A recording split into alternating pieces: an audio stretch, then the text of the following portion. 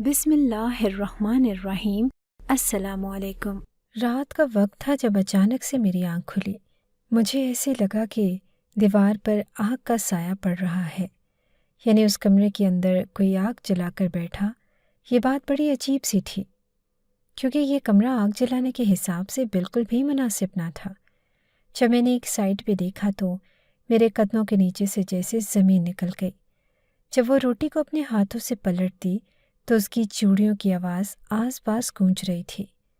اس میں مٹی کے چولہے میں آگ جلا رکھی تھی، جس پہ توا رکھ کے وہ مسی روٹیاں پکا رہی تھی۔ اس کی چوڑیوں کی آواز آس پاس گونجتی جاتی اور چہرے پر مسکراہٹ لیے انتہائی خوبصورت لڑکی میرے کمرے میں آدھی رات کو بیٹھی میری پسند کی روٹیاں بنا رہی تھی، اور شاید پاس اس نے ساگ بھی رکھا تھا۔ میری طرف دیکھ کر بالکل بھی حیران نہیں ہوئی اور کہنے لگے کہ اٹھ گئے، تمہارے لیے کھانا بن گیا ہے، آ جاؤ بیٹھ کے کھا لو، جیسے گھر میں کھایا کرتے تھے۔ میں نے کہا کہ تمہیں کیسے پتا کہ میں ایسے کھانا کھاتا تھا، اور تم کون ہو؟ تو کہنے لگی کہ تمہیں نہیں پتا کہ میں کون ہوں۔ ایک پل کو تو میں کہیں کھو گیا تھا، لیکن اچانک سے جیسے ہی مجھے ہوش آیا اور سمجھ آیا کہ میں اپنے گاؤں میں نہیں بلکہ کہاں پہ ہوں، تو اس لڑکی کو دیکھ کر مجھے ایسا خوف محسوس ہوا کہ جیسا زندگی میں نہیں ہوا۔ وہ ابھی بھی مسکرا رہی تھی۔ میں پیچھے ہٹ گیا اور میں نے قرآن مجید کی جو سورت یاد آئی اس کی تلاوت کرنی شروع کر دی۔ میں نے اپنی آنکھیں بند کر لی اور ابھی بھی اس کی آواز آ رہی تھی، ارے آ جاؤ نا، روٹیاں ٹھنڈی ہو جائیں گی، دیکھو گرم گرم کھانا تمہارے لیے تو بنایا ہے میں نے، اتنے پیار اور محبت سے کوئی بناتا ہے کیا، اور تم ہو کے پاس ہی نہیں آتے۔ وہ بولتی چلی جا رہی تھی، بولتی چلی جا رہی تھی، اور میں ڈر رہا تھا لیکن میری زبان نہیں رک رہی تھی، کیونکہ میں حافظ قرآن بولتی چلی جا رہی تھی، اور میں ڈر رہا تھا لیکن میری زبان نہیں رک رہی تھی، کیونکہ میں حافظ قرآن تھا۔ مجھے قرآن مجید کی ساری صورتیں یاد تھی۔ اچانک اس کی آواز آنا بند ہو گئی، اور جیسے ہی میں نے آنکھ کھولی تو حیران رہ گیا۔ سامنے کوئی بھی نہ تھا۔ جب باہر نکلا تو آس پاس سمندر ہی سمندر تھا، اور سر پہ وہ بڑی سی لائٹ، یا تو میں ابھی خواب سے جاگ رہا تھا اور یا پھر یہ حقیقت تھی۔ میری آنکھوں میں آنسو آ گئے اور میں آس پاس اس کھلے سمندر کو دیکھنے لگا۔ آج میں کیسے اس مقام تک پہنچ گیا تھا کہ موت کے منہ میں کھڑا تھا، کیونکہ جس جگہ پہ میں موجود تھا وہ کچھ اور نہیں بلکہ ایک لائٹ ہاؤس تھا۔ میرا نام ثاقب ہے اور یہ کہانی میری ہے، میری ماں کی، میرے بھائی کی اور سلونی کی۔ ہمارے گاؤں کی زندگی سیدھی، سادہ اور سکون بھری تھی، لیکن کبھی کبھی سکون کے پیچھے چھپے طوفان کا اندازہ لگانا مشکل ہو جاتا ہے۔ ہمارا گاؤں کے دل صاف اور نیک تھے۔ ہم لوگ زیادہ پڑھے لکھے نہ تھے، لیکن زندگی کا سلیقہ ضرور تھا۔ میری دنیا میری ماں کے گرد گھومتی تھی۔ وہ ایک نرم دل عورت تھی جن کی دعائیں میری زندگی کا سب سے قیمتی سرمایہ تھی۔ میری ماں کے علاوہ میرا ایک بڑا بھائی بھی تھا، لیکن وہ شہر کی روشنیوں کو عادی ہو چکا تھا۔ وہاں اس نے شادی کر لی اور وہ کبھی کبھی ہی گاؤں آتا تھا۔ جب آتا تو بھی ہمارے ساتھ چند دن گزار کر واپس چلا جاتا۔ میری اور اس کی دنیا میں زمین آسمان کا فرق تھا، لیکن ماں ہمیشہ کہتی کہ بھائی کو خفا نہیں کرنا چاہیے۔ سلونی ہمارے گاؤں کی خوبصورت ترین لڑکی تھی، گندمی رنگ، لمبے سیاہ بال اور آنکھوں میں ایک عجیب سی چمک۔ شاید اسی چمک نے مجھے اس کا دیوانہ بنا دیا۔ جب بھی وہ کھیتوں میں پانی لینے جاتی، میرا دل چاہتا کہ اسے دیکھتا رہوں۔ میں نے اسے کئی بار بتایا کہ وہ میرے لیے کتنی خاص ہے، وہ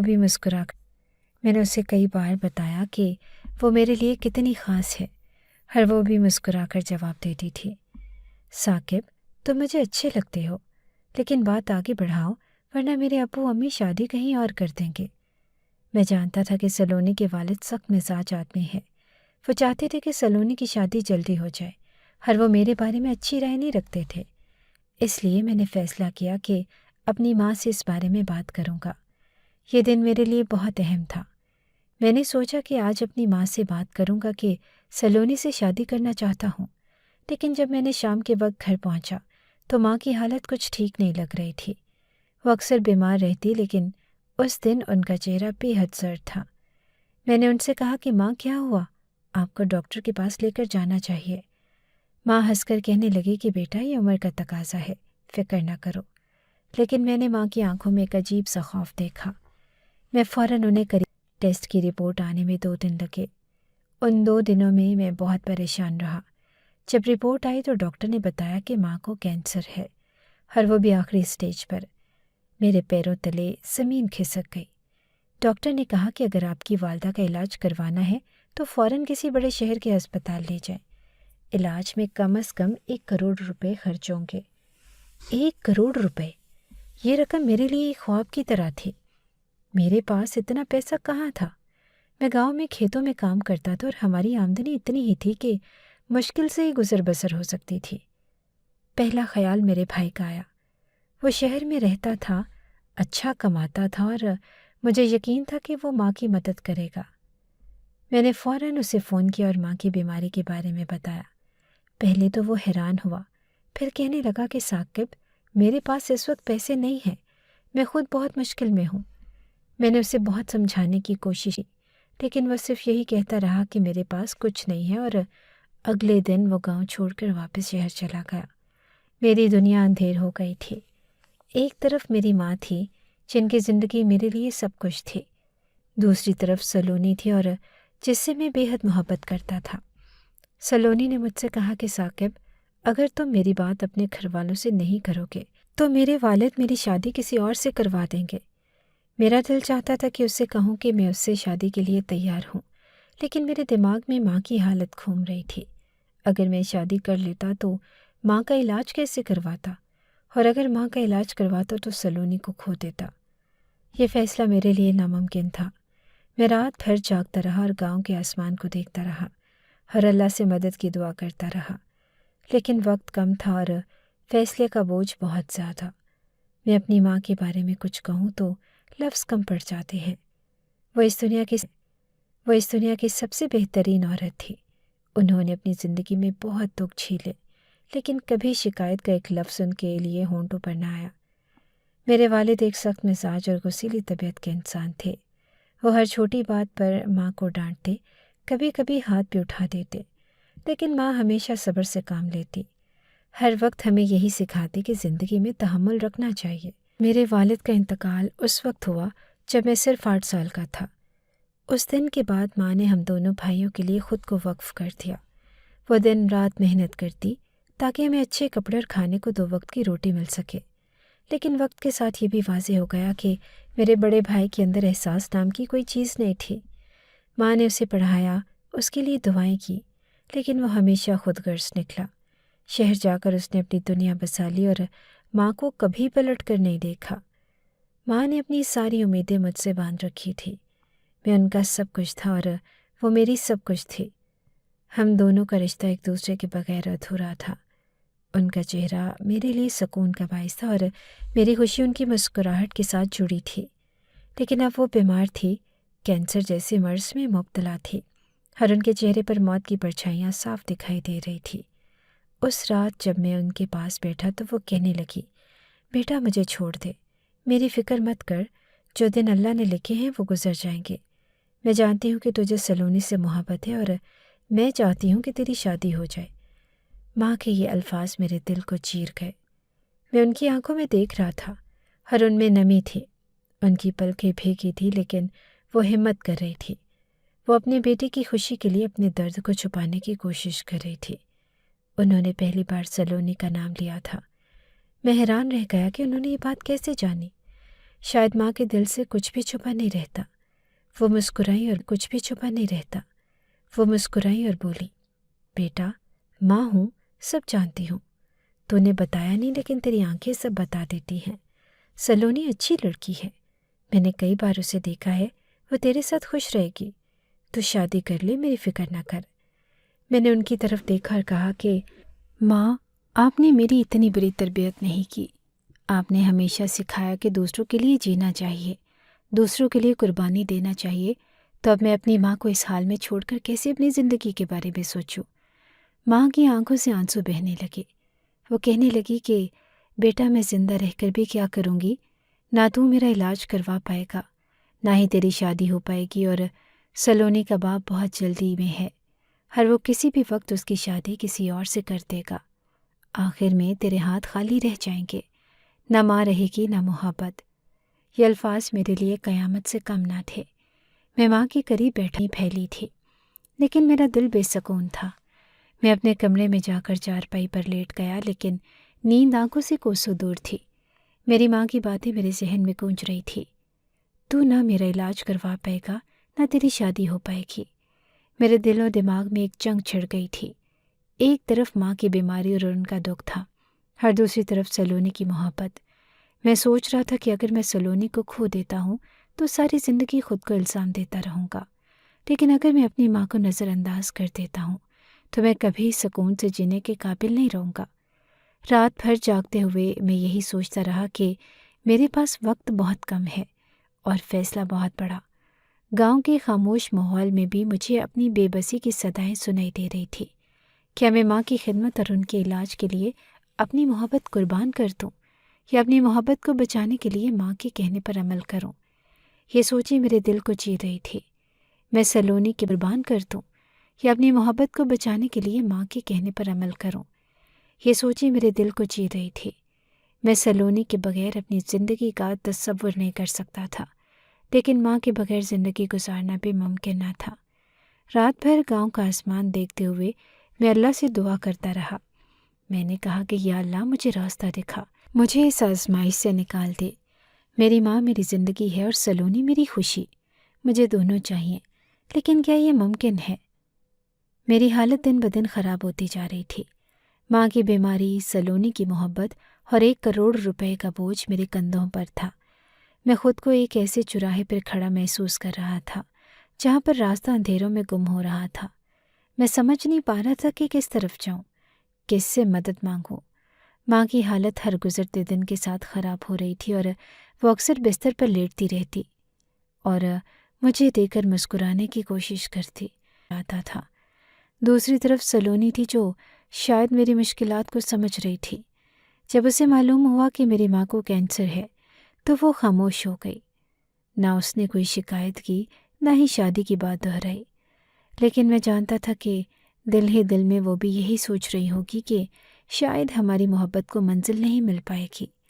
میں اپنی ماں کو تکلیف میں دیکھ کر اندر سے ٹوٹ رہا تھا۔ ماں نے میری خوشی کے لیے اپنی زندگی کی قربانی دینے کا سوچ لیا تھا، لیکن میں کیسے اپنی ماں کو یوں تکلیف میں چھوڑ کے آگے بڑھ سکتا تھا؟ راتوں کو جاگتے ہوئے میں خود سے سوال کرتا، ثاقب، کیا تو واقعی اس قابل ہے کہ اپنی ماں کو بچا سکے، یا پھر سب کچھ تیرے ہاتھ سے نکل جائے گا؟ اسی بے بسی میں نے اپنے سب سے قریبی دوست کامران سے بات کرنے کا فیصلہ کیا۔ کامران میرا بچپن کا ساتھی تھا۔ وہ ہمیشہ میری ہر مشکل وقت میں میرے ساتھ کھڑا رہا تھا۔ میں نے اسے اپنی ساری کہانی سنائی، ماں کی بیماری، سلونی کی محبت سنائی، ماں کی بیماری، سلونی کی محبت اور 1 کروڑ روپے کی ضرورت۔ کامران نے میری بات پر غور سے سنی، پھر کچھ دیر خاموش رہا اور کہنے لگا کہ ثاقب، یہ رقم اکٹھی کرنا کوئی آسان کام نہیں ہے۔ ہم کہیں سے ادھار لے سکتے ہیں یا پھر اپنی زمینیں بیچ سکتے ہیں، لیکن تب بھی 1 کروڑ روپے اکٹھے کرنا ممکن نہیں ہوگا۔ میں نے سر جھکا لیا اور کامران، میں کچھ بھی کرنے کو تیار ہوں۔ اپنی ماں کی زندگی بچانے کے لیے اگر مجھے اپنی جان بھی دینی پڑے تو میں دے دوں گا۔ یہ سن کر کامران کے چہرے پر ایک عجیب سی سنجیدگی آ گئی۔ وہ تھوڑا جھجکا اور پھر بولا کہ ثاقب، اگر تو واقعی اپنی ماں کے لیے جان دینے کو تیار ہے تو میرے پاس ایک راستہ ہے، لیکن یہ راستہ بہت خطرناک ہے۔ میں نے حیرت سے اس کی طرف دیکھا۔ کیا مطلب؟ کیسا راستہ؟ کامران نے ایک گہری سانس لی اور آہستہ سے کہا، کیا تو نے لائٹ ہاؤس کا نام سنا ہے؟ میں نے حیرانی سے سر ہلا کر دیکھا۔ نہیں، کام کرنے کے 3 مہینے کے 1 کروڑ روپے ملتے ہیں۔ وہاں کوئی بھی شخص جا سکتا ہے، لیکن وہاں کام کرنے کا مطلب موت کو دعوت دینا ہے۔ یہ سن کر میرے ہوش اڑ گئے۔ میں نے کہا کہ ایسی کیا بات ہے؟ اگر 3 مہینے میں 1 کروڑ روپے ملتے ہیں تو سب لوگ وہاں کام کیوں نہیں کرتے؟ کامران نے میری طرف دیکھ کر کہا کہ یہی تو مسئلہ ہے، جو وہاں کام کرنے جاتا ہے وہ زندہ واپس نہیں آتا۔ ابھی تک 400 سے زیادہ لوگ اس دنیا سے جا چکے ہیں، صرف 2 لوگ ہی ایسے ہیں جو وہاں سے زندہ بچ کر آئے ہیں۔ وہ جگہ ایک عام جگہ نہیں بلکہ ایک پراسرار مقام ہے۔ میرے دل کی دھڑکن تیز ہو گئی۔ میں نے سوچا کہ کیا یہ واقعی ممکن ہے؟ کیا میں اپنی ماں کی زندگی کے لیے اس حد تک جا سکتا ہوں؟ میں نے کامران سے پوچھا کہ وہاں ایسا کیا ہوتا ہے اور یہ جگہ کہاں ہے؟ کامران نے کہا کہ یہ جگہ سمندر کے بیچوں بیچ ایک ویران جزیرے پر ہے۔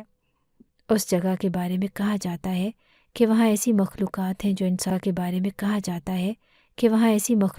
جو انسانوں کو مار ڈالتی ہیں، یا پھر وہاں کے حالات ایسے ہیں کہ انسان خود ہی مر جاتا ہے۔ کوئی نہیں جانتا کہ وہاں اصل میں کیا ہوتا ہے، لیکن جو لوگ وہاں سے واپس آئے ہیں وہ بھی اپنے تجربے کے بارے میں بات کرنے سے ڈرتے ہیں۔ میں نے حیرانی سے کہا، تو پھر وہ 2 لوگ کیسے زندہ واپس آئے؟ کامران نے کہا کہ ان دونوں نے یہی کہا کہ یہ اللہ کی مرضی تھی، وہاں جانے کے لیے ہمت چاہیے اور وہاں زندہ رہنے کے لیے دعا۔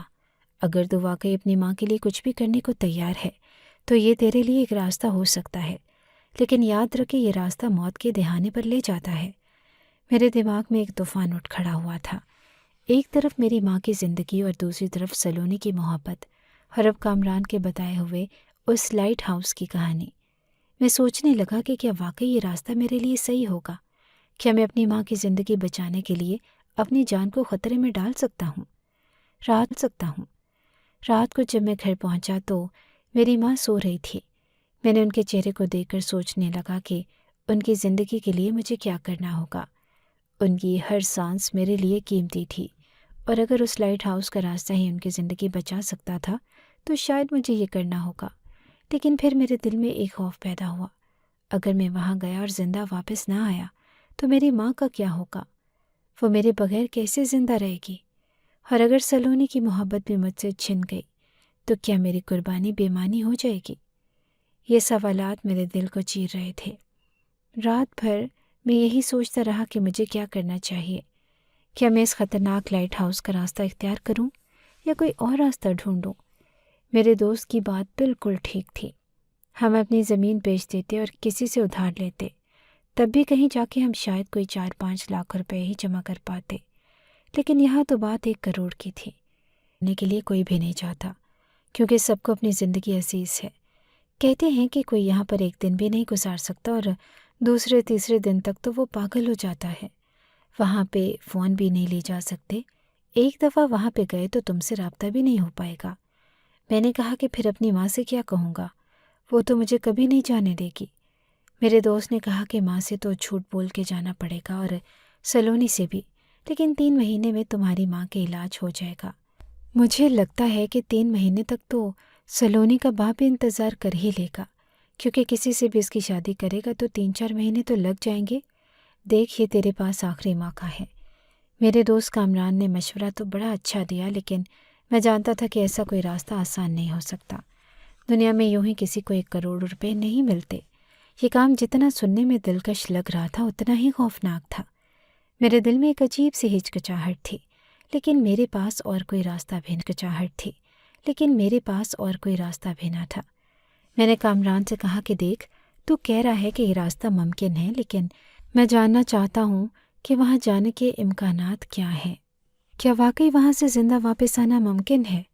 کامران نے گہری سانس لی اور کہا، ثاقب سچ بتاؤں تو وہاں جانے والے لوگوں میں سے بہت کم واپس آتے ہیں، لیکن ایک آدمی ایسا ہے جو زندہ واپس آیا اور اپنی کہانی سنانے پر راضی ہوا تھا۔ اگر تو واقعی اس جگہ جانے کے بارے میں سنجیدہ ہے تو اس کی بات سن لے۔ میں نے کہا کہ وہ کیا کہتا ہے، وہاں کیا ہوتا ہے؟ کامران نے کہا کہ وہ آدمی کہتا ہے کہ وہاں کچھ بھی عام نہیں، ایک چھوٹا سا لائٹ ہاؤس ہے جو سمندر کے بیچوں بیچ ایک ویران جزیرے پر واقع ہے۔ اس لائٹ ہاؤس میں ایک وقت میں صرف ایک انسان رہ سکتا ہے، کوئی دوسرا وہاں نہیں جا سکتا۔ 3 مہینے تک اکیلے رہنا، وہ بھی سردیوں کے موسم میں بیچ سمندر میں، یہ قید سے بھی زیادہ مشکل ہے۔ وہ شخص کہتا ہے کہ یہ تنہائی انسان کو پاگل بنا سکتی ہے۔ وہاں دن اور رات کا فرق بھی مٹ جاتا ہے، اور اس جگہ کا ماحول ایسا ہے کہ انسان کا دماغ ٹھیک سے کام کرنا چھوڑ دیتا ہے۔ وہ کہتا ہے کہ وہ ساری رات جاگتا رہتا تھا، اسے لگتا تھا کہ کوئی اسے دیکھ رہا ہے، لیکن وہاں کوئی بھی نہ ہوتا۔ میری ریڑھ کی ہڈی میں سردی کی ایک لہر دوڑ گئی۔ تو وہ وہاں سے زندہ واپس کیسے آیا؟ کامران نے کہا کہ اس کا کہنا تھا کہ اس نے ہر لمحہ اپنی ماں اور اپنی فیملی کے بارے میں سوچا، یہی سوچ اسے زندہ رکھ سکی، لیکن وہ وہاں سے واپس آ کر بھی ٹھیک نہیں تھا۔ کچھ دنوں تک تو اس کا علاج ہوا اور وہ پھر نارمل ہو سکا۔ میں نے کچھ دیر سوچا اور پھر کہا کہ یہ سب سننے کے بعد بھی مجھے وہاں جانا ہوگا۔ میرے پاس اور کوئی راستہ نہیں ہے، لیکن پہلے مجھے اپنی ماں اور سلونی کے لیے کچھ فیصلے کرنے ہوں گے۔ گھر واپس پہنچ کر میں اپنی ماں کے پاس بیٹھا۔ ان کا چہرہ تھکا ہوا تھا، لیکن وہ ہمیشہ کی طرح مجھے دیکھ کر مسکرائی۔ یہ مسکراہٹ میرے دل کو چیر ان کا چہرہ تھکا ہوا تھا، لیکن وہ ہمیشہ کی طرح مجھے دیکھ کر مسکرائی۔ یہ مسکراہٹ میرے دل کو چیر رہی تھی۔ میں نے سوچا کہ کیسے بتاؤں کہ میں ان سے دور جا رہا ہوں۔ میں نے ہچکچاتے ہوئے کہا کہ ماں، میں آپ سے ایک بات کرنا چاہتا ہوں۔ ماں نے شفقت سے کہا کہ ہاں بیٹا بولو۔ میں نے دھیرے سے کہا کہ آپ سلونی کے گھر جا کر میرے رشتے کی بات کریں۔ ماں نے حیرت سے میری طرف دیکھا، پھر بولی کہ بیٹا یہ اچانک کیسے؟ کیا تو نے کوئی فیصلہ کر لیا؟ میں نے نظریں جھکا کر کہا کہ ماں، میں نے فیصلہ کر لیا ہے کہ میں شہر جاؤں گا۔ مجھے وہاں کچھ کام ہے، لیکن اس سے پہلے میں چاہتا ہوں کہ آپ سلونی سے میری بات پکی کر دیں۔ ماں نے شاید سوچا ہوگا کہ میں نے انہیں اور اپنی محبت میں سے محبت کو چن لیا۔ وہ خاموش ہو گئی اور ان کی آنکھوں میں ایک اداسی تھی، لیکن وہ ماں تھی، انہوں نے اسے ظاہر نہیں ہونے دیا۔ میں نے اپنے دوست کامران کو یہ ذمہ داری دی کہ وہ میری ماں کا خیال رکھے اور ان کے علاج کا سلسلہ جاری رکھے۔ میں نے کہا کہ جلدی ممکن ہو واپس آ جاؤں گا، لیکن جب تک میں نہیں ہوں ان کا ہر طرح سے خیال رکھنا۔ کامران نے کہا کہ ثاقب تو فکر نہ کر، میں وعدہ کرتا ہوں کہ تیری ماں کی ہر ضرورت پوری ہوگی۔ تو اپنا کام کر اور اللہ پر بھروسہ رکھ۔ میں نے اس جگہ کے بارے میں معلومات حاصل کی۔ مجھے معلوم ہوا کہ وہاں جانے کے لیے کسی خاص تیاری کی ضرورت نہیں تھی۔ ویزا فری تھا اور آنے جانے کے ٹکٹ بھی مفت تھے، اور کھانے پینے سے لے کر کپڑوں تک سب کچھ مہیا کیا جاتا تھا۔ یہ سب کچھ حیران کن تھا، لیکن یہ بھی ظاہر تھا کہ ایسا کیوں تھا۔ ایسی جگہ پر کون جانا چاہتا تھا جہاں موت ہر لمحے سر پر منڈلا رہی ہو؟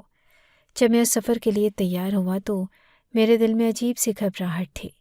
میں نے اپنی ماں سے کہا کہ ماں، میں شہر جا رہا ہوں، وہاں کچھ کام ہے اور میں جلد واپس آ جاؤں گا۔ ماں نے میری طرف دیکھا اور شاید ان کے دل پر یہی گزری ہوگی کہ میں نے انہیں چھوڑ دیا، لیکن انہوں نے کچھ نہیں کہا۔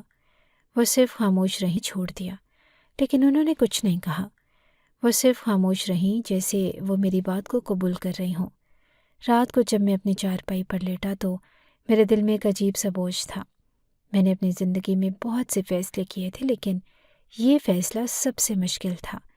میں نے اپنی ماں کے چہرے کو یاد کیا، ان کی محبت کو، ان کے صبر کو۔ میں نے سلونی کے بارے میں سوچا اور اس کی مسکراہٹ اور ہماری محبت کے خوابوں کے بارے میں، لیکن اب میرے پاس کوئی اور راستہ نہ تھا۔ یہ 1 کروڑ روپے ہی میری ماں کی زندگی بچا سکتے تھے، اور اگر مجھے اپنی جان خطرے میں ڈالنی پڑے تو میں اس کے لیے تیار تھا۔ ہم جیسے نوجوان اکثر خواب دیکھتے ہیں کہ باہر جا کر نوکری کریں، ڈالرز کمائیں اور اپنے خوابوں کو پورا کریں۔ ایسا لگتا ہے کہ باہر کی دنیا میں ہر چیز ممکن ہے، لیکن میرے لیے یہ خواب ایک خوفناک حقیقت بننے والا تھا۔ ایک ایسا موقع میرے سامنے آیا جو بظاہر تو سنہری لگ رہا تھا، لیکن اس کی حقیقت اندھیری تھی۔ مجھے معلوم تھا کہ یہ نوکری کسی عام جگہ کی نہ تھی اور اس میں خطرات بھی تھے، لیکن میں نے اپنی زندگی اور حالات کو دیکھتے ہوئے جھوٹ بولا اور گھر سے نکل گیا۔ کسی کو بتایا نہیں کہ میں کہاں جا رہا ہوں۔ میں نے سوچا اگر یہ سفر وہی ہے جس کے بارے میں لوگ کہتے ہیں کہ اس سے کوئی واپس نہیں آتا، تو کیا میں بھی کبھی واپس آ سکوں گا؟ لیکن اللہ پر بھروسہ کرتے ہوئے میں نکل پڑا۔ جب میں اس جگہ پہنچا تو وہ منظر میرے تصور سے بھی زیادہ ہیبت ناک تھا۔ یہ ایک آئس لینڈ تھا، چاروں طرف بے انتہا سمندر اور اس کے بیچ میں تنہا ایک بڑا سارا لائٹ ہاؤس کھڑا تھا۔ سمندر کی لہریں شور مچاتی ہوئی اس کے ارد گرد ٹکراتی تھی، اور ہوا ایسی تھی کہ یوں لگتا جیسے وہ چیخ رہی ہو۔ یہ منظر ایسا تھا جیسے کوئی ڈراؤنا خواب حقیقت بن گیا ہو۔ لائٹ ہاؤس کے اوپر ایک بڑی سی لائٹ نصب تھی جو مسلسل، لیکن اس جگہ کا سناٹا، تنہائی اور سمندر کی خوفناک آوازیں اس روشنی کو بھی بے معنی بنا رہی تھی۔ جب میں وہاں پہنچا تو مجھے ایک شخص ملا جو شاید وہاں کا انچارج تھا۔ وہ شخص عمر میں مجھ سے بڑا لگ رہا تھا، لیکن اس کا چہرہ ایسا تھا جیسے اس نے کئی راتیں بغیر نیند کے گزاری ہوں۔ اس کی آنکھوں میں تھکن اور خوف کا عجیب امتزاج تھا۔ اس نے مجھ سے کہا کہ یہ جگہ تمہارا نیا گھر ہے، تم یہاں اکیلے رہو گے اور تمہاری ذمہ داری صرف یہ ہے کہ اس لائٹ ہاؤس کی روشنی ہمیشہ جلتی رہے۔ اگر یہ روشنی کسی وجہ سے بند ہو جائے اور 15 منٹ سے زیادہ دیر تک بند رہے تو تمہاری تنخواہ سے 5 کروڑ روپے کاٹ لیے جائیں گے۔ میں یہ سن کر حیران رہ گیا۔ 5 کروڑ روپے! کیا یہ روشنی اتنی اہم ہے؟ اس نے گہری نظر سے میری طرف دیکھا اور کہا، یہ روشنی تمہاری جان سے بھی زیادہ اہم ہے۔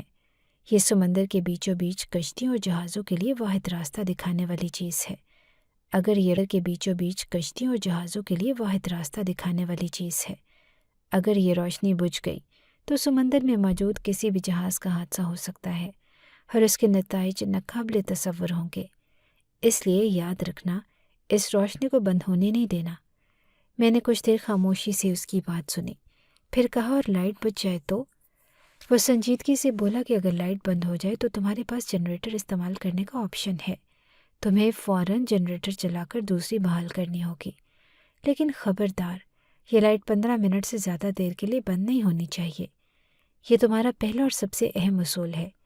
اس کی باتوں سے میری ریڑھ کی ہڈی میں خوف کی لہر دوڑ گئی۔ یہ کام جتنا آسان سنائی دے رہا تھا اتنا ہی خطرناک لگ رہا تھا۔ جب اس شخص نے اپنی بات ختم کی تو اس کے الفاظ میرے ذہن میں گونجنے لگے۔ وہ روشنی واقعی اتنی اہم تھی کہ اس کے بجھنے کی قیمت 5 کروڑ روپے تھی۔ یہ ایک ایسی ذمہ داری تھی جس نے مجھے خوف سب کچھ تھا، اور اگر اس خطرناک کام سے میں یہ سب کچھ حاصل کر سکتا تو میں پیچھے ہٹنے والا نہیں تھا۔ ٹھیک ہے، میں نے کہا، مجھے اپنی ذمہ داری سمجھ آ گئی ہے۔ وہ شخص میری آنکھوں میں جھانک کر بولا، یاد رکھو یہ کام آسان نہیں ہے۔ یہاں اکیلے رہنا تمہارے لیے سب سے بڑی آزمائش ہو گئی۔ تمہیں ہر وقت چوکس رہنا ہوگا، کیونکہ اس جگہ پر تنہائی تمہیں پاگل بنا سکتی ہے۔ میں نے ہلکی سی ہچکچاہٹ کے ساتھ سر ہلایا، اور یہاں کھانے پینے کا کیا انتظام ہوگا؟ اس نے جواب دیا کہ یہاں تمہارے لیے 3 مہینے کا سامان موجود ہے۔ کھانا، پانی اور ضرورت کی تمام چیزیں یہاں ہیں، لیکن یاد رکھو کہ تمہیں کوئی کمپنی دینے والا نہیں ہوگا۔ تم اس جزیرے پر بالکل تنہا رہو گے۔ اس کے بعد اس نے مجھے لائٹ ہاؤس کے اندر لے جا کر ہر چیز دکھائی۔ لائٹ ہاؤس کی سیڑھیاں دھات کی بنی ہوئی تھی جو اوپر روشنی تک جاتی تھی۔ نیچے ایک چھوٹا سا کمرہ تھا جس میں ایک بستر، ایک میز اور چند بنیادی چیزیں موجود اوپر روشنی تک جاتی تھی۔ نیچے ایک چھوٹا سا کمرہ تھا جس میں ایک بستر، ایک میز اور چند بنیادی چیزیں موجود تھی۔ جنریٹر ایک علیحدہ کمرے میں نصب تھا اور وہ شخص مجھے اسے چلانے کا طریقہ سمجھانے لگا۔ یہ جنریٹر آخری سہارا ہے۔ اگر مین پاور بند ہو جائے تو فوراً اسے آن کر دینا، لیکن خبردار، اس میں ایندھن محدود ہے۔ اسے ضرورت کے مطابق ہی استعمال کرنا۔ میں نے ہر بات کو غور سے سنا اور اس کی ہدایات کو ذہن نشین کر لیا۔ ہدایات دینے کے بعد وہ شخص میری طرف مڑا اور کہا، یہاں تمہیں کسی اور کی مدد کی امید نہیں رکھنی چاہیے۔ تم اکیلے ہو، میں اب جا رہا ہوں اور اگلے 3 مہینے تک یہاں کوئی نہیں آئے گا۔ یہ کہہ کر وہ باہر نکلا، ایک آخری نظر مجھ پر ڈالی اور کشتی میں بیٹھ کر چلا گیا۔ میں نے اس کشتی کو جاتے ہوئے دیکھا اور میرے دل میں ایک عجیب سا خوف پیدا ہوا۔ اب میں اس جزیرے پر اکیلا تھا۔ سامنے صرف لائٹ ہاؤس تھا اور چاروں طرف سمندر کی ناختم ہونے والی وسعت۔ جیسے ہی شام ہوئی، سردی بڑھنے لگی۔ سمندر کی ہوائیں زوردار تھی اور وہ مسلسل سیٹیاں بجا رہی تھی۔ میں نے خود کو بستر پر لٹانے کی کوشش کی، لیکن نیند مجھ سے کوسوں دور تھی۔ یہ تنہائی کا پہلا لمحہ تھا اور میں نے فوراً سمجھ لیا کہ یہ 3 مہینے آسان نہیں ہوں گے۔ میں نے بستر پر کروٹیں بدلتے ہوئے اپنی ماں کو یاد کیا، ان کی بیماری اور ان کی مسکراہٹ کو۔ پھر سلونی کا خیال آیا، اس کی ہنسی، اس کے خواب اور وہ وعدے جو ہم نے کیے تھے۔ یہ خیالات ہی شاید میری طاقت بننے والے تھے۔ رات کو میں لائٹ ہاؤس کی روشنی کو دیکھنے گیا، وہ بہت طاقتور تھی، دور تک سمندر پر پھیل رہی تھی، اور اس روشنی کو دیکھ کر مجھے احساس ہوا کہ یہ واقعی کتنی اہم ہے۔ یہ سمندر میں موجود کشتیوں کے لیے ایک رہنما تھی، اور یہ لائٹ ہاؤس ان کی زندگی اور موت کے درمیان فرق پیدا کرتا تھا۔ لیکن اس روشنی کو جلائے رکھنا ایک چیلنج تھا، اور یہ چیلنج صرف میری ہمت پہ منحصر تھا۔ رات جیسے جیسے گہری ہوتی گئی، جزیرہ مزید خوفناک لگنے لگا۔ سمندر کی لہریں زور زور سے ٹکرا رہی تھی اور ان کی آواز میرے دل کو دہلا رہی تھی۔ کبھی کبھار ایسا لگتا کہ کوئی میرے آس پاس ہے، لیکن جب میں ادھر ادھر دیکھتا تو کچھ نہیں ہوتا تھا۔ یہ پہلا دن تھا اور مجھے اندازہ ہو چکا تھا کہ یہ 3 مہینے میری زندگی کا سب سے بڑا امتحان ہوں گے، لیکن میں نے اپنے دل کو مضبوط کیا اور کہا کہ اللہ پر بھروسہ رکھو، ثاقب یہ سب کچھ ماں کے لیے اور اپنی محبت کے لیے کر رہا ہے۔ میں نے لائٹ ہاؤس کی روشنی کو چیک کیا، جنریٹر کو جانچا اور خود سے وعدہ کیا کہ میں ہر حال میں اس ذمہ داری کو نبھاؤں گا، یہ جگہ، یہ تنہائی، یہ خوف، سب کچھ میری محبت اور فرض کے آگے چھوٹا تھا۔ یہاں زندگی کا پہلا دن کٹ گیا، لیکن دل میں ایک عجیب سی بے چینی بسی ہوئی تھی۔ میں جانتا تھا کہ میرے دن اور راتیں اب اسی لائٹ ہاؤس کے سامنے گزرنے والی تھی۔ میرے پاس کام بھی زیادہ نہیں تھا اور سوائے اس روشنی کو جلائے رکھنے کے، لیکن ذہن میں ایک سوال بار بار اٹھتا، آخر وہ کیا وجہ ہے کہ یہاں لوگ زندہ واپس نہیں جاتے؟ کیا وہ تنہائی کے ہاتھوں ہار جاتے ہیں، یا اس جگہ پر واقعی کچھ ایسا ہے جو انسان کو نکل لیتا ہے؟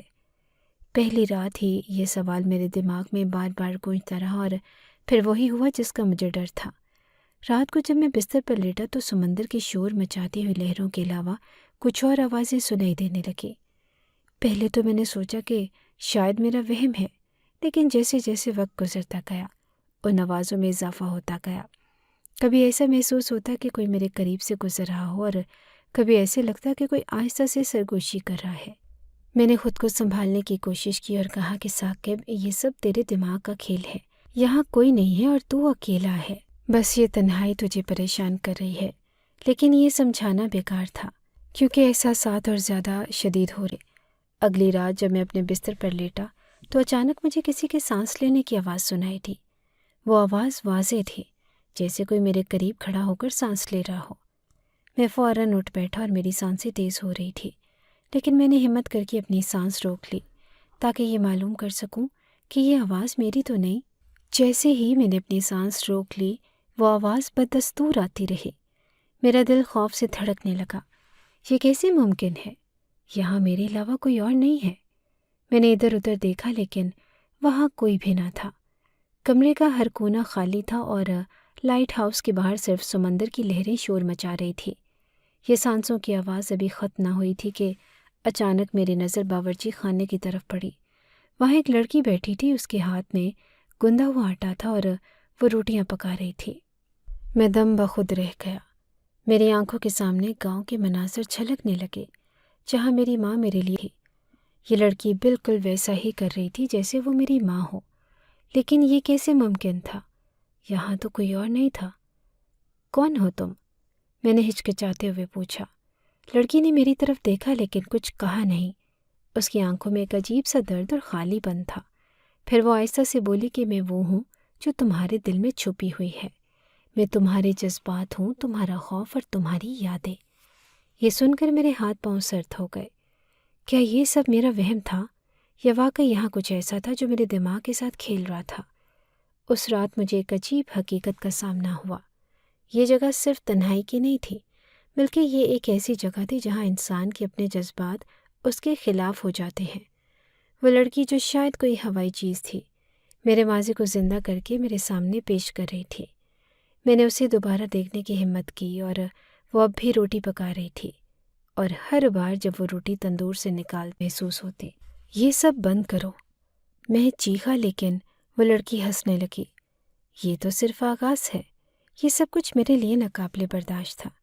میں نے سوچا کہ اگر میں نے ابھی ہمت نہ دکھائی تو شاید میں بھی ان لوگوں کی طرح ختم ہو جاؤں گا جو یہاں سے زندہ واپس نہیں گئے۔ میں نے خود کو سنبھالا اور بلند آواز میں کہا کہ میں یہاں ہارنے کے لیے نہیں آیا ہوں۔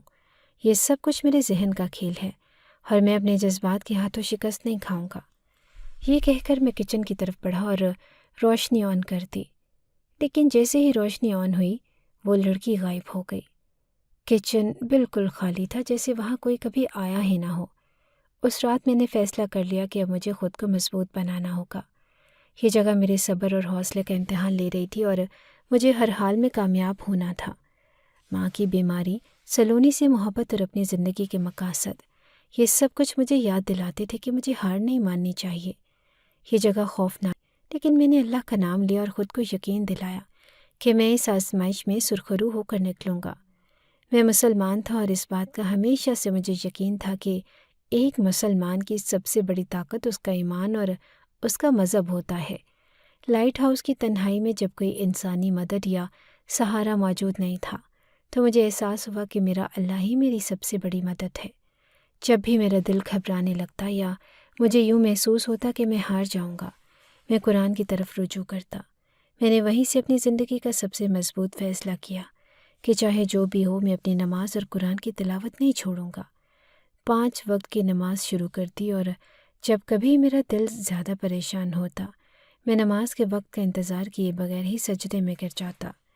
رات کے وقت جب سمندر کی خوفناک آوازیں اور لائٹ ہاؤس کے اندر کا سناٹا میرے دل پر دباؤ ڈالنے لگتا تو میں قرآن اٹھا لیتا، اور قرآن کی تلاوت میرے دل کو سکون بخشے، اور لائٹ ہاؤس کے اندر کا سناٹا میرے دل پر دباؤ ڈالنے لگتا تو میں قرآن اٹھا لیتا، اور قرآن کی تلاوت میرے دل کو سکون بخشتی تھی۔ اس کی آیات مجھے یاد دلاتی تھی کہ اللہ تعالیٰ اپنے بندوں پر ان کی برداشت سے زیادہ بوجھ نہیں ڈالتا۔ نماز کی حالت میں اپنے دل کا بوجھ اللہ کے سامنے رکھ دیتا تھا۔ یہ وہ وقت تھا جب میں محسوس کرتا کہ میرے ساتھ کوئی ہے جو میرے درد کو سمجھتا ہے، جو میری پریشانیوں کو حل جانتا ہے۔ یہاں زندگی بالکل آسان نہیں تھی۔ کبھی میں دن بھر بھوکا رہتا تو کبھی چند لمحے کھانے کے لیے نکال لیتا۔ تنہائی اور خوف کے باوجود میں نے اپنے کام میں کوتاہی نہیں کی۔ لائٹ ہر وقت چلنی چاہیے تھی اور یہ میرا فرض تھا۔ ان 3 مہینوں میں میرا معمول صرف نماز، تلاوت اور کام تک محدود تھا۔ یہ 3 چیزیں میرے لیے جیسے زندگی کا سہارا بن گئی۔ میں اپنے اوقات کو ایسے بانٹتا کہ دن کا ہر لمحہ گزر جائے۔ وقت کاٹنے کے لیے کبھی میں کھانا پکا، روزانہ میں اللہ تعالیٰ سے دعا کرتا کہ مجھے اس آزمائش میں کامیابی دے۔ میں نے اللہ سے وعدہ کیا تھا کہ اگر میں یہاں سے زندہ واپس گیا تو اپنی ماں کا علاج ضرور کرواؤں گا اور اپنی زندگی کو بہتر بنانے کی کوشش کروں گا۔ ایک ایک دن گزرتا رہا اور آخرکار وہ وقت آ گیا جب میرے 3 مہینے مکمل ہو گئے۔ مجھے یاد ہے کہ آخری رات کتنی عجیب تھی۔ میرے دل میں ایک طرف خوشی تھی کہ میں نے یہ مشکل وقت گزار لیا، اور دوسری طرف یہ خوف کہ کیا میں واقعی زندہ واپس جا پاؤں گا۔ جب صبح ہوئی تو مجھے لائٹ ہاؤس کی انتظامیہ نے بتایا کہ میری مدت پوری ہو چکی ہے اور اب میں واپس جا سکتا ہوں۔ یہ سن کر میری آنکھوں میں آنسو آ گئے۔ جب میں جانے کے لیے تیار ہوا تو ان لوگوں نے مجھ سے ایک اور سوال کیا۔ انہوں نے کہا کہ آپ 3 مہینے مزید یہاں کام کرنا چاہیں گے؟ ہم آپ کو پھر سے اتنے ہی پیسے دیں گے۔ یہ سن کر میں حیران رہ گیا۔ میں نے سوچا کہ یہ لوگ کس طرح انسان کی آزمائش لیتے ہیں، اور پھر حیران رہ گیا۔ میں نے سوچا کہ یہ لوگ کس طرح انسان کی آزمائش لیتے ہیں اور پھر اسے مزید آزمائش میں ڈالنے کی پیشکش کرتے ہیں۔ میں نے ان سے کہا کہ ابھی نہیں، لیکن اگر دوبارہ آنا ہوا تو آپ کو ضرور بتاؤں گا۔ جب میں اپنے گاؤں واپس پہنچا تو میرے دل میں ایک عجیب سی خوشی تھی۔ میں اپنی ماں کے سامنے بیٹھا اور انہیں سب کچھ بتا دیا۔ یہ کہ میں نے کیسے 3 مہینے لائٹ ہاؤس میں گزارے، کس طرح وہاں کے حالات تھے اور کس طرح میں نے ان کے لیے علاج کے لیے یہ سب برداشت کیا۔ میری ماں حیران رہ گئی اور وہ کہنے لگی کہ میں تو سوچ رہی تھی کہ تو شہر میں کسی جگہ نوکری کر رہا ہوگا، لیکن تو اتنی مصیبتیں کاٹ رہا تھا۔ میں نے ان سے کہا کہ ماں، میں نے یہ سب کچھ آپ کے لیے کیا۔ آپ میری سب کچھ ہیں۔ اگر آپ نہ ہوتی تو شاید میں یہ ہمت کبھی نہ کر پاتا۔ میں نے جو پیسے کمائے تھے وہ فوراً ماں کے علاج پر لگا دیے۔ ڈاکٹروں نے کیمو تھراپی شروع کی اور آہستہ آہستہ ماں کی حالت بہتر ہونے لگی۔ کچھ مہینوں کے بعد ڈاکٹروں نے خوشخبری کی کوئی انتہا نہ رہی۔ ماں کی زندگی بچانا میری سب سے بڑی کامیابی تھی۔ ماں کی صحت بہتر ہوتے ہی میں نے سلونی کے رشتے کی بات دوبارہ چھیڑی۔ ماں نے اس بار کسی جھجک کے بغیر حامی بھر لی، کیونکہ وہ جانتی تھی کہ اب میں اپنی زندگی کو سنوارنے کے قابل ہوں۔ کچھ ہی وقت میں میری اور سلونی کی شادی ہو گئی اور گاؤں کے سب لوگ اس موقع پر خوش تھے اور میری زندگی میں ایک نیا باب شروع ہو گیا۔ آج جب میں اپنے گزرے ہوئے وقت کو دیکھتا ہوں تو اللہ کا شکر ادا کرتا ہوں کہ اس نے مجھے ہمت دی اور ایمان کی طاقت سے نوازا۔ لائٹ ہاؤس کی وہ 3 مہینے، ان کی آزمائش میری زندگی کا سب سے بڑا سبق تھا۔ اب میری ماں میرے ساتھ ہے اور سلونی میری زندگی کے ساتھ ہی ہے، اور ہمارا گاؤں میری خوشیوں کا گواہ ہے۔ اللہ کا شکر ہے کہ سب کچھ ٹھیک ہو گیا اور آج میری زندگی سکون اور خوشیوں سے بھری ہے۔ میری کہانی سن کر آپ لوگوں کو یہ لگا ہوگا کہ یہ سب کچھ آسان نہیں تھا، اور سچ یہی ہے کہ یہ میری زندگی کا سب سے مشکل تجربہ تھا۔ یہ ایک ایسا سفر تھا جسے لوگ موت کا سفر کہتے ہیں، اور شاید میں بھی اسے انجام کا شکار ہو جاتا اگر میری ماں کی دعائیں میرے ساتھ نہ ہوتی اور اللہ کی مدد میرے شامل حال نہ ہوتی۔ جب میں اس آزمائش سے گزرا تو ہر لمحہ میرے دل میں یہی بات تھی کہ میں یہ سب اپنی ماں کے لیے کر رہا ہوں۔ ماں کی محبت ایسی ہوتی ہے کہ انسان کو اپنی جان دینے پر بھی مجبور کر سکتی ہے، لیکن میرے لیے یہ نہ صرف محبت کا معاملہ تھا بلکہ یہ ماں کی زندگی کا سوال بھی تھا۔ میں نے وہ راستہ چنا جو سب سے زیادہ خطرناک تھا، لیکن اس میں ایک یقین بھی شامل تھا۔ میری سب سے بڑی طاقت اللہ پر میرا یقین تھا۔ جب انسان اللہ کو اپنے لیے کافی سمجھتا ہے اور اس پر بھروسہ کرتا ہے تو اللہ بھی اسے کبھی مایوس نہیں کرتا۔ میں نے لائٹ ہاؤس میں ہر مشکل وقت میں اللہ سے مدد مانگی، جب میرے ارد گرد کچھ بھی ٹھیک نہ تھا اور جب خوف میرے دل و دماغ کو گھیرنے لگا۔ تب میں نے قرآن سے مدد مانگی، جب میرے ارد گرد کچھ بھی ٹھیک نہ تھا اور جب خوف میرے دل و دماغ کو گھیرنے لگا۔ تب میں نے قرآن کی تلاوت کی، نماز پڑھی اور اللہ کے سامنے جھک گیا۔ میرے پاس دنیا کا کوئی سہارا نہ تھا اور کوئی دوست، کوئی رشتہ دار، کچھ بھی نہیں، لیکن اللہ کا سہارا تھا، اور یہی کافی تھا۔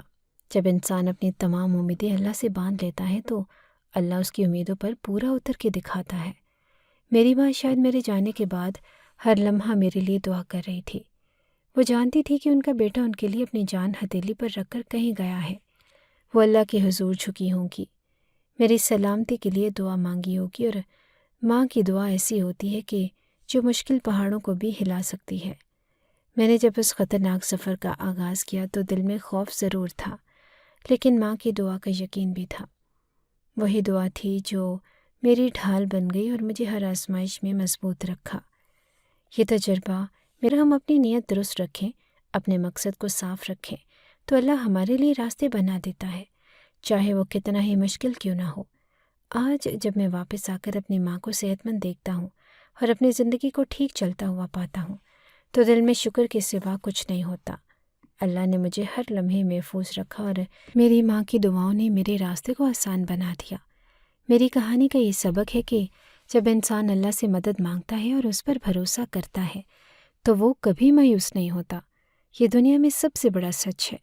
ماں کی دعاؤں اور اللہ کی مدد سے ہی میں وہ سب کر پایا جو شاید کسی کے لیے ممکن نہ ہوتا۔ آپ لوگوں کو یہ کہانی ایک مشکل سفر کی کہانی لگے گی، لیکن میرے لیے یہ ایک معجزہ تھا۔ یہ وہ وقت تھا جس نے مجھے دکھا دیا۔ اگر آپ کو ہماری یہ کہانی اچھی لگی ہے تو ہماری کہانی کو لائک کیجیے، اور اس طرح کی مزید کہانیاں سننے کے لیے ہمارے چینل کو سبسکرائب کیجیے۔ کہانی سننے کا شکریہ۔ آپ سے ملاقات ہوگی اگلی ویڈیو میں، تب تک کے لیے اللہ حافظ۔